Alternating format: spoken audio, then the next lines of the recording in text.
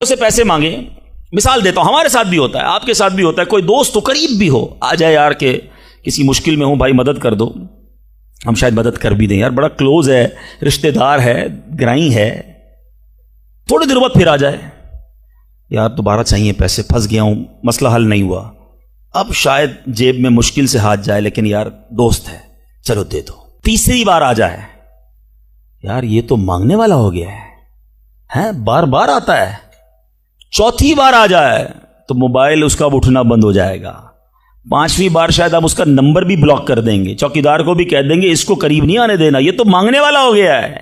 یہ ہے دنیا۔ تم اپنے اچھے دوست قریبی رشتہ دار سے 3-4 بار مانگ لو، وہ اب تم سے دور ہو جائے گا، تمہیں برا کہے گا۔ میرے رب کریم کی شان دیکھو، فرماتا ہے ادعونی استجب لکم، مجھ سے دعا مانگو میں تمہیں عطا فرماؤں گا۔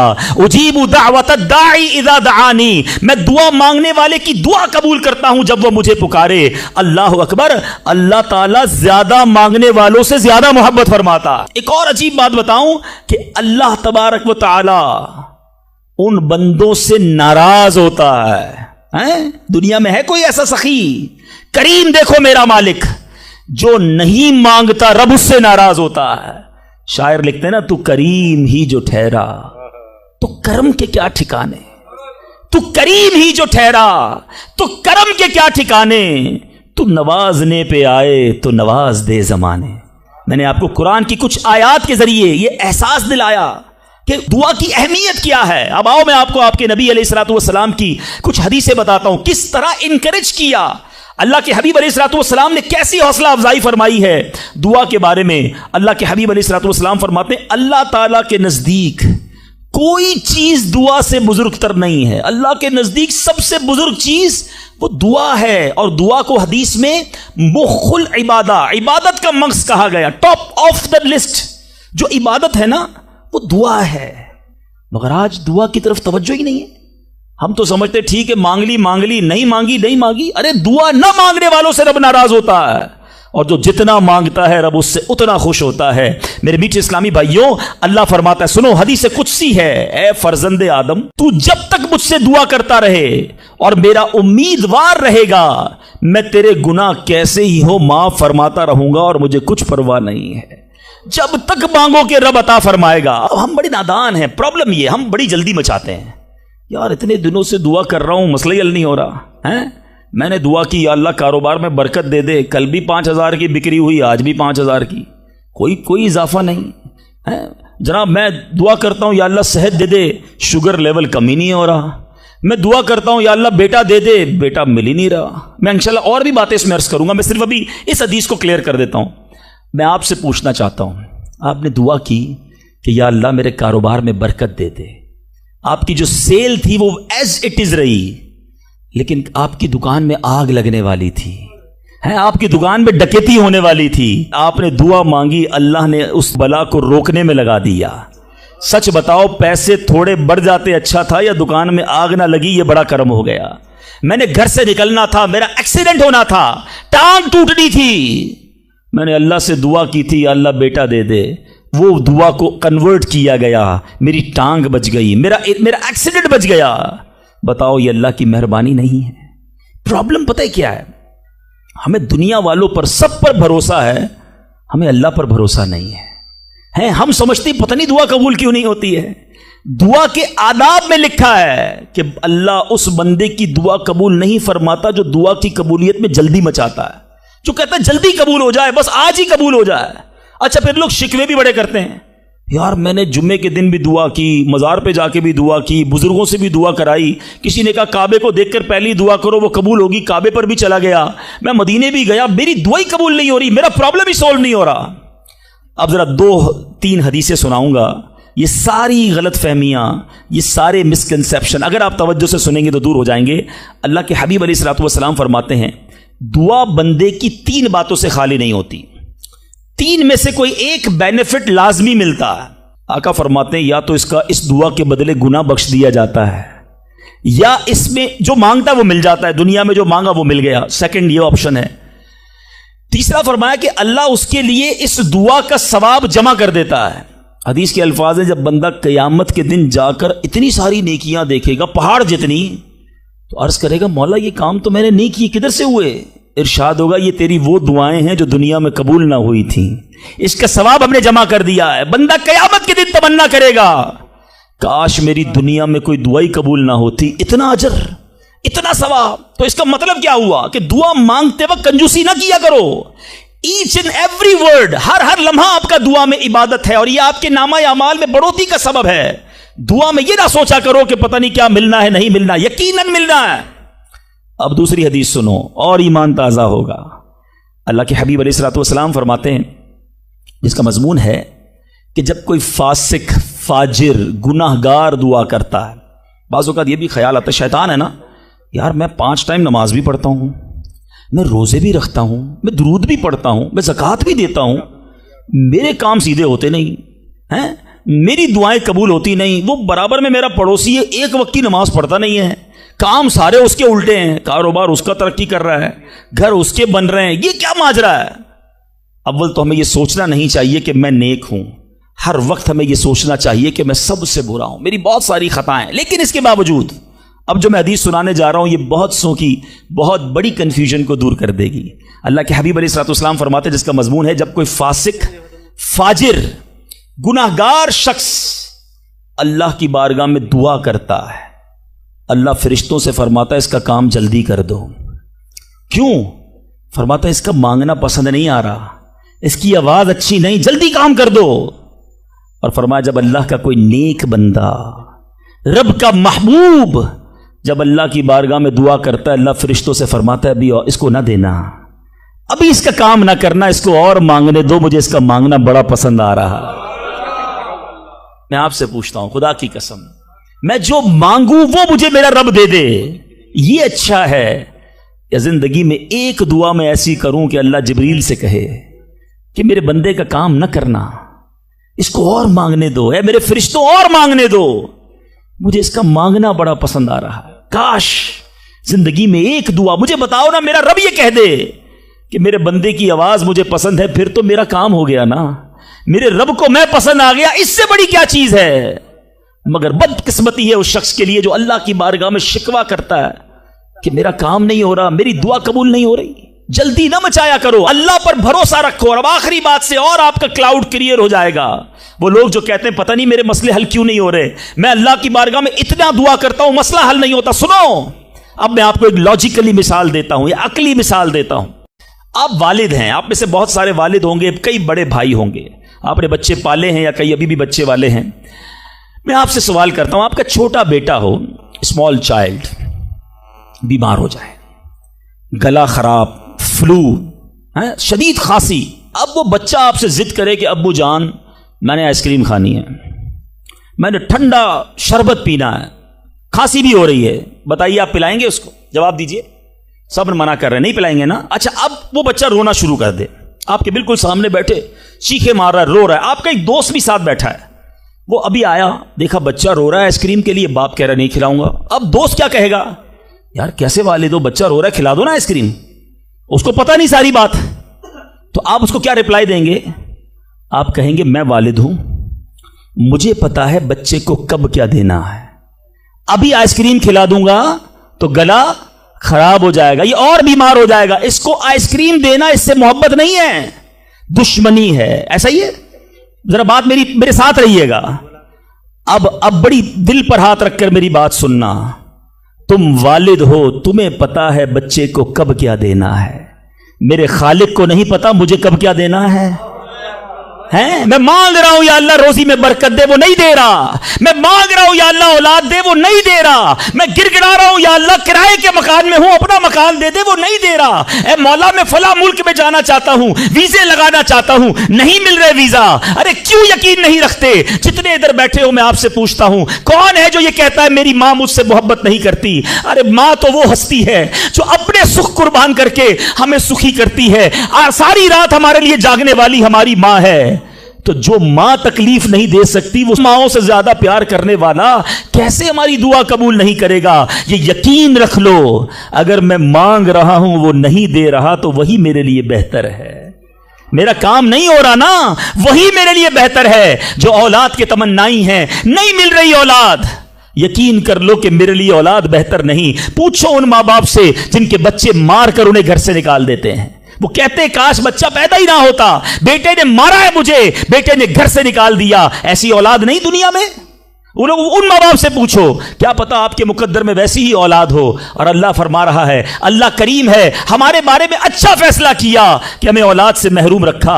اے میرے بندوں، جب تمہیں ماں باپ پر یقین ہے کہ وہ برا فیصلہ نہیں کرتے تو اپنے خالق پر یقین کر لو۔ اب اگر یہ سوچ لو گے نا تو آپ کی لائف بڑی پرسکون ہو جائے گی۔ اب آپ ٹینشن میں نہیں رہیں گے، دعا کریں گے، کام ہو گیا تو بھی اللہ کا شکر، نہیں ہوا تو بھی اللہ کا شکر، میرے لیے بہتر تھا نا، اللہ نے اس لیے نہیں کیا۔ یقین کر لو اپنے مالک پر۔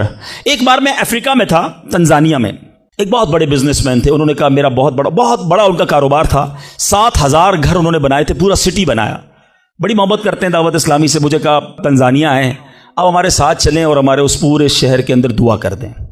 میں نے کہا چلیں چلتے ہیں۔ میں ان کے ساتھ بیٹھ گیا ان کی گاڑی میں۔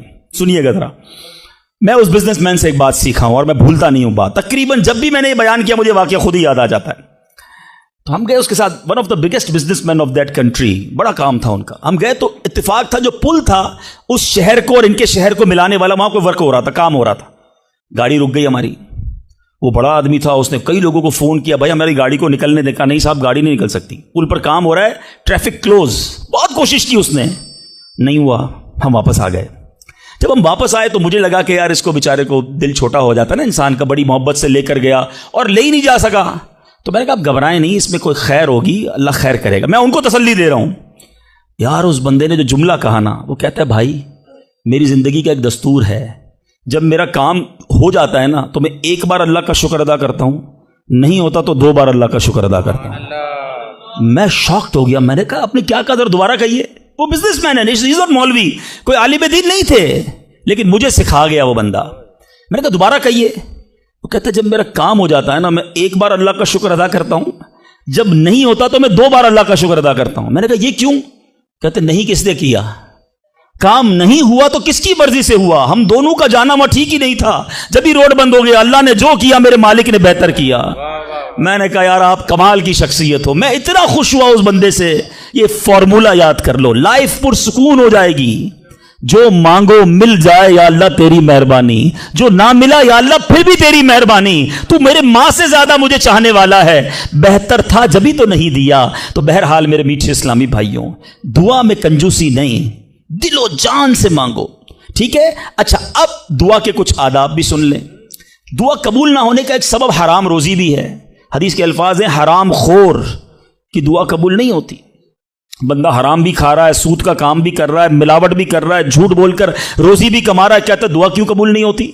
ایک بار حضرت موسیٰ علیہ نبینا علیہ الصلوۃ والسلام نے ایک شخص کو دیکھا، بڑا رو رہا تھا، بڑا گر گڑا رہا تھا، یا اللہ میری دعا قبول کر لے، یا اللہ میری دعا قبول کر لے۔ حضرت موسیٰ نے دیکھا، اللہ سے عرض کی مولا تیرا بندہ کتنا رو رہا ہے، گر گڑا رہا ہے، میرے مالک اس کی دعا قبول کر لے۔ ارشاد ہوا اے موسیٰ یہ اتنا روئے کہ روتے روتے مر جائے، اتنے ہاتھ اٹھائے کہ اس کے ہاتھ آسمان کو چھو لیں۔ اے موسیٰ میں نے اس کی دعا قبول نہیں کرنی۔ عرض کی مولا کیا وجہ ہے؟ ارشاد ہوا اے موسیٰ یہ کھاتا حرام ہے، اس جو لباس پہنا یہ حرام ہے۔ سوچئے اللہ کے نبی سفارش کر رہے ہیں اللہ اس کی دعا قبول کر لے، مگر حرام کھانے والے کی دعا قبول نہیں ہوتی۔ اپنی روزی پاکیزہ کرو۔ آپ میں سارے چاہتے ہیں نا مستجاب الدعوات بن جائیں۔ مستجاب الدعوات کے معنی کیا ہے؟ جس کی ساری دعائیں قبول ہوں، سب چاہتے ہو نا؟ حضرت سعد بن ابی وقاص نے پیارے آقا سے سوال کیا، کیا بیوٹیفل کوسچن کر لیا، ہمارے کام سیدھا ہو گیا۔ آقا سے عرض کی یا رسول اللہ میں مستجاب الدعوات بننا چاہتا ہوں، I want to be a مستجاب الدعوات۔ نبی پاک نے کوئی لمبا چوڑا، آپ کو تو پورا سلیبس دیا جاتا ہے نا، پی ایچ ڈی کرنا ہے تو اتنی کتابیں پڑھو، ایم بی بی ایس کرنا ہے تو اتنی کتابیں پڑھو، لیکن مستجاب الدعوات تو کمال ہو گیا نا، اس سے بڑی ڈگری ہے کوئی؟ جو دعا مانگو وہ مل جائے، کوئی بڑا سلیبس نہیں دیا نبی پاک نے، اتنے سال روزے رکھو، اتنی تلاوت کرو، اتنے سجدے کرو، اتنے طواف کرو۔ سنو، ایک لائن میں میرے آقا نے جواب دے دیا، فرمایا اے سعد اپنے لقمے پاکیزہ کر لو تو مستجاب الدعوات ہو جاؤ گے۔ That's it، غذا پاکیزہ ہو، آپ کی دعائیں قبول ہونا شروع ہو جائیں گی۔ ایک اور بڑی اہم بات جو مسٹیک کر جاتے ہیں وہ کیا ہے؟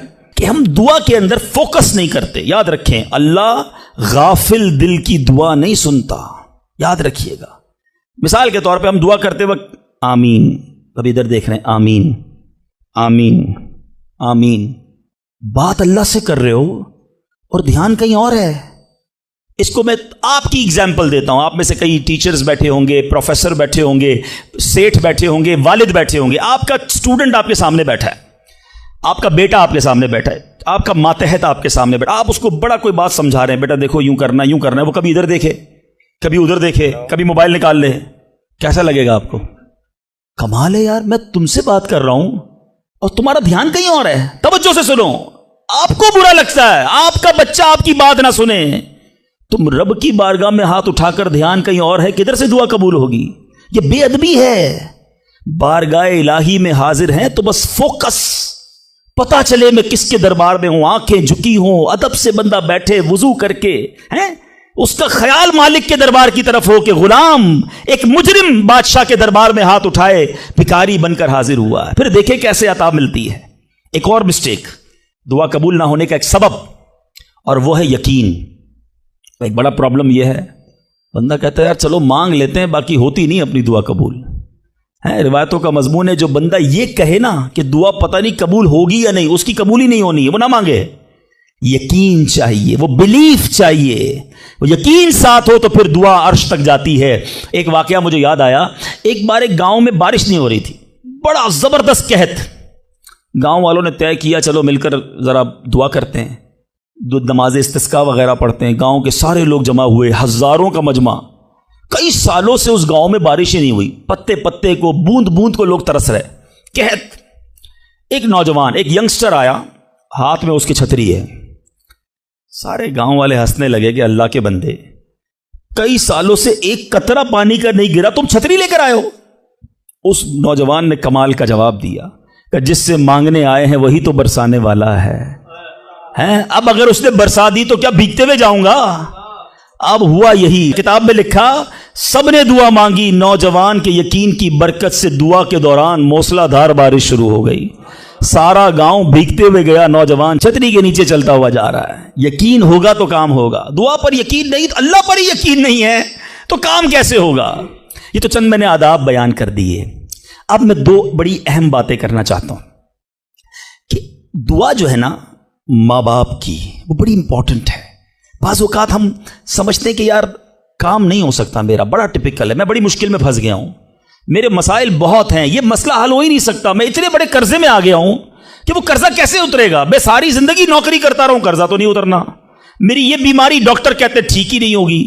یہاں آ کر ہمارا کانفیڈنس شیک ہو جاتا ہے, ہم اللہ سے بھروسہ اٹھا لیتے ہیں, ہمیں لگتا ہے نہیں یار یہ پرابلم سالو نہیں ہو سکتا. آج ایک بات سیکھ کر جانا, جو پرابلم آپ کے سامنے بہت بڑا ہے نا وہ آپ کے لیے بڑا ہے. ان اللہ علی کل شیء قدیر, میرا مالک جب چاہے جیسے چاہے حکم فرمائے اور مسئلہ حل ہو سکتا ہے. اب میں آپ کو اس کو لاجیکلی سمجھاتا ہوں. ایک آپ نے دیکھا ہوگا آپ کے گھر میں چونٹیاں چلتی ہیں, بازوں کا چونٹیاں ہوتی ہیں نا. اب چونٹی جا رہی ہے, آپ اس کے سامنے سیب رکھ دیں. اب چونٹی کی طرف رہ کر سوچیں, چونٹی دیکھے گی اتنی بڑی چیز سیب, چونٹی کے لیے وہ سیب پہاڑ ہے, چونٹی ہٹا سکتی ہے اس کو؟ نہیں. وہ کیا کرے گی؟ کھڑی رہے گی یا تو راستہ بدل دے گی. یار اتنی بڑی چیز سامنے آ گئی, میں تو کچھ نہیں کر سکتی. وہی سیب آپ واپس اٹھا کے جیب میں رکھ لیں, چونٹی کا راستہ کلیئر. بات سمجھ رہے میری؟ سیب چونٹی کے لیے کیا تھا؟ پہاڑ. آپ کے لیے کیا ہے؟ سیب. آپ نے اٹھایا واپس جیب میں رکھ لیا, چونٹی کے سامنے سے پہاڑ ہٹ گیا. جو پرابلم میرے اور آپ کے سامنے ہے نا, میرے لیے پہاڑ ہے, آپ کے لیے پہاڑ ہے. آپ کو لگتا ہے سالو ہی نہیں ہو سکتا. ان اللہ علی کل شیء قدیر, وہ جب چاہے جیسے چاہے, منٹوں میں, منٹ بھی زیادہ ہیں, سیکنڈوں میں پرابلم سالو کرتا ہے. دل سے دعا مانگو. اب میں آپ کو ایک واقعہ سنا, ایک ڈاکٹر کا بڑا ہی زبردست واقعہ, میں نے کتاب میں پڑھا. ڈاکٹر احمد اس شخص کا نام تھا. ایک کنٹری میں وہ بڑا زبردست ڈاکٹر تھا اور one of the biggest doctor of that country. حکومت نے پلان کیا کہ اس ڈاکٹر کو کنٹری کا سب سے بڑا ایوارڈ دینا ہے, سب سے بڑا انعام. ایک سیمینار مقرر کیا گیا, اس کو ایز اے اسپیشل گیسٹ مہمان خصوصی بلایا گیا. کہا دنیا بھر سے لوگ بلائیں گے, پاکستان کے یا اس ملک کے بڑے لوگ آئیں گے, آپ کو گفٹ دیا جائے گا, آپ کو ایوارڈ دیا جائے گا. ڈاکٹر صاحب بڑے خوش کہ میرے اعزاز میں اتنی بڑی تقریب. مثال دیتا ہوں، ان کی منڈے کو تقریب تھی، سنڈے کو انہوں نے فلائٹ بک کر لی کیپٹل جانے کے لیے، دارالحکومت میں جانے کے لیے۔ سنڈے کو جب فلائٹ ٹیک آف ہوتی ہے، بڑے خوش ہیں ڈاکٹر صاحب کے لائف ٹائم ایک ایسا ایوارڈ مجھے ملنے والا ہے جو پوری زندگی میں نہیں ملا مجھے۔